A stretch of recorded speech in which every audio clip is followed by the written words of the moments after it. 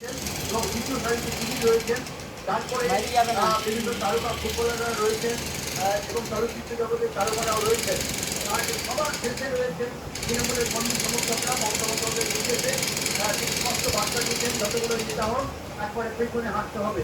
রাস্তার দুপাশে আমরা দেখতে পাচ্ছি যে অসংখ্য মানুষের তাদের দুপাশে দাঁড়িয়ে রয়েছে। আজকে যে মহামিছিলের ডাক দেওয়া হয়েছে তার মূল লক্ষ্যই হচ্ছে যে এসআইআরের নামে ষড়যন্ত্র করা হচ্ছে, পশ্চিমবঙ্গকে বাদ দেওয়ার ষড়যন্ত্র করছে বিজেপি। তার সেই অভিযোগ এবং সেই প্রতিবাদেই আজকের এই মহামিছিল এবং রেড রোড থেকে এই মিছিল শুরু হয়েছে, শেষ হবে ঠাকুরবাড়ি পর্যন্ত। মমতা বন্দ্যোপাধ্যায় এখানে পৌঁছেই প্রথমে আম্বেদকরের মূর্তিতে তিনি মাল্যদান করেন। অর্থাৎ একদিকে আম্বেদকর, অন্যদিকে রবীন্দ্রনাথ, এই দুজনকেই তিনি একটা যুক্ত করার চেষ্টা করেছেন। বি আর আম্বেদকর তিনি আমাদের সংবিধান রচয়িতা, ফলে সংবিধানকে রক্ষা করতে হবে, পাশাপাশি বাংলার যে সংস্কৃতি সবাইকে বলতে হবে, এই বার্তাটা দেওয়ার চেষ্টা করেছেন যে ভোটার তালিকা থেকে কাউকে বাদ দেওয়া যাবে না, বৈধ ভোটার কাউকে বাদ দেওয়া যাবে না, এবং যদি বাদ দেওয়া হয় সেক্ষেত্রে আগামী দিনে বিভিন্ন তারা আন্দোলন শুরু দেবে।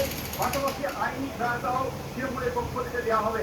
আমরা দেখতে পাচ্ছি বিভিন্ন ছোট ছোট পোস্টার, প্ল্যাকার্ড, ব্যানার যেসব আনা হয়েছে, যাতে কিন্তু পরিষ্কার এই বার্তা দেওয়া হয়েছে এবং চূড়ান্ত ভোটার তালিকা শেষ হওয়া না পর্যন্ত, তৈরি না হওয়া পর্যন্ত মানুষের পাশে তৃণমূল এই বার্তাও দেওয়া হয়েছে। কিন্তু জানো যে বছর পূর্বেই বিধানসভা নির্বাচিত, তার আগে এই একটা বড় অস্ত্র